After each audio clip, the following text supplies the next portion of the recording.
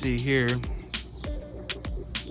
this is a banana pepper, and the soil that I used had a cucumber seed that sprouted. So I got both going on in here, so I put this up here, a trellis.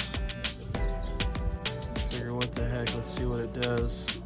So it's kind of cool using a 4-gallon square container, growing 2 plants out of there, and it looks like they're both going to produce. See, they're starting to get a lot of fruit on there now. Peppers coming in. It's a big plant. We have the cucumber plant, which has just really exploded. And I'm telling you guys, there's 1, 2, there's 3.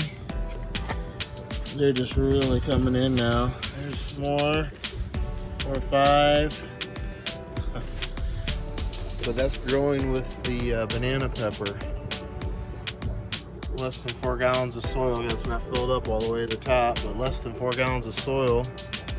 Growing a big old banana pepper plant. That thing's huge. It's a really big plant. As big as my thumb.